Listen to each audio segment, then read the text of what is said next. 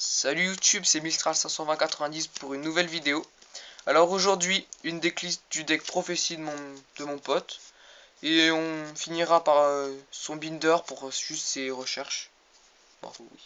C'est lui qui filme, hein, il est un peu golemon, donc s'il filme le petit truc là, tout ça, vous inquiétez pas, c'est normal. Alors on commence par deux prêtresses de la prophétie. Je lui laisserai expliquer pourquoi il y joue à deux, tout ça. En fait deux, enfin pas trois, parce qu'en x2 déjà ça joue bien, on n'a pas toujours l'occasion de les invoquer en 3 fois. Surtout que si on en a 2-3 dans la main, on n'a pas 3 spellbooks et tout ça, ça peut être galère après, donc c'est pour ça x2 c'est bien quoi. C'est suffisant je pense. Ouais c'est bon, ça le fait. Ensuite, 3 spellbook magician. Ça bah, c'est à peu près une des cartes les plus importantes du deck. Ça peut facilement tuto et tout, surtout que ça peut aussi se tuto avec spellbook secret. Je les recherche en française parce que ça en anglaise en fait.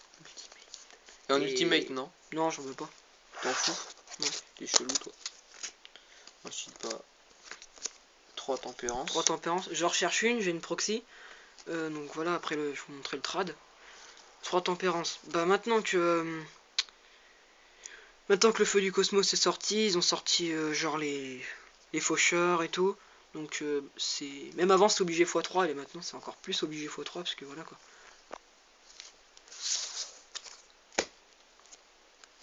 De justice.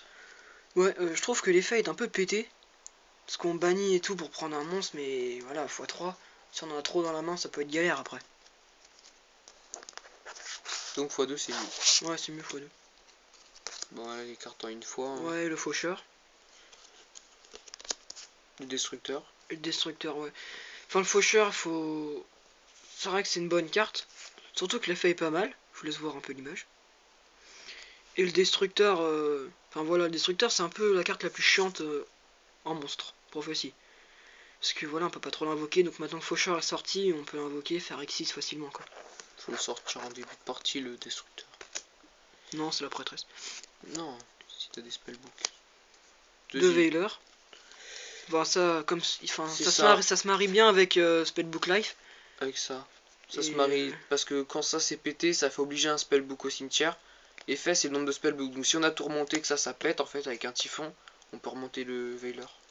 Ouais, Voilà, et Veiler, ça fait bien avec le Spellbook Life pour faire des synchros après. Ensuite, le Gorz. Le Gorz qu'on joue que 3 pièges. Dans ta version. Ouais, dans ma version. De guide. De guide. Parce que, alors guide, normalement je joue pas, mais un guide en fait ça sauve toujours la vie. Même, voilà quoi. Même si on veut des spellbooks, ça sauve la vie. Et un C-Max. Voilà, pour finir les monstres, on fait le C-Max. Alors déjà pour bloquer les combos ennemis. Et aussi pour vite piocher des spellbooks et tout ça si on en a besoin. Donc voilà, C-Max c'est sympa quand même. Voilà pour les monstres. Ensuite on va passer excusez-moi, aux magies. Une grande tour. Enfin, pas deux parce que déjà c'est assez galère de l'activer. Enfin, on l'active quand on veut, mais remonter des spellbooks et après invoquer une prêtresse en fait, c'est voilà quoi. Donc x1 c'est suffisant. Et Bien. voilà, c'est ça, le combo avec le Veiler. Un combo, je sais pas, mais c'est marrant. Spellbook destin. C'est sympa comme carte parce que ça peut nous sauver la vie, surtout au 3ème effet.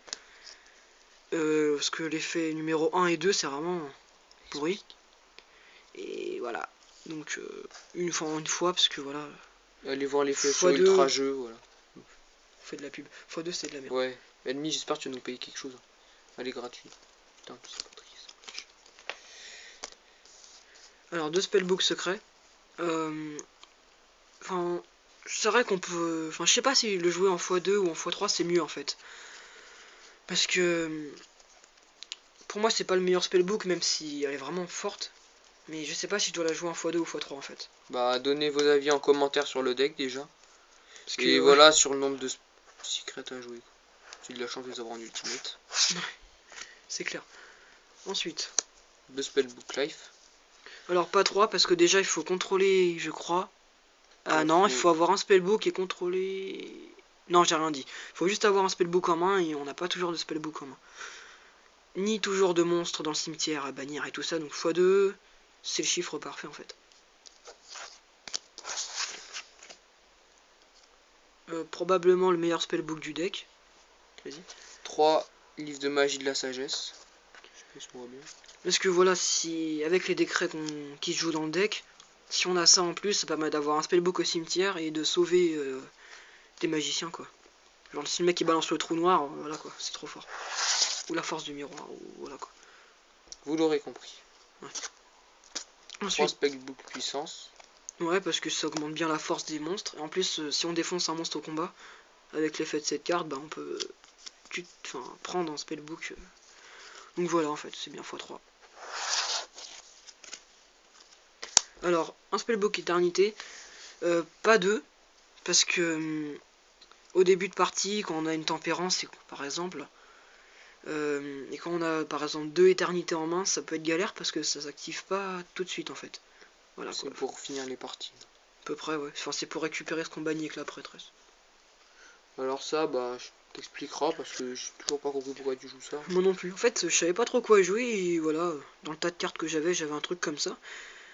Librairie de Et livres de magie du croissant. ouais, parce que avec la prêtresse, on bannit beaucoup de cartes. Voilà, comme ça, et c'est sympa. C'est une bonne carte. Donc voilà. C'est bien, on voit. C'est un coup. C'est une carte, voilà. Vas-y, passe. Donc on a fini les spellbooks, on va passer au... Bah, le staple déjà, trou noir, violent, Monster Reborn et il joue en pot de dualité. Ouais, enfin c'est sympa le pod quand même. Même si on va pas invoquer SP des monstres, on peut prendre un spellbook pour plus tard. Et on va passer au piège, donc déjà 2 décrets royales. Ouais. Ça, vous devez, c'est normal, ça joue. Enfin c'est pas normal, il y en a qui le jouent pas, mais... En side à la limite, mais bon. Non franchement je le joue parce que c'est super quoi. Ça dépend contre quel deck.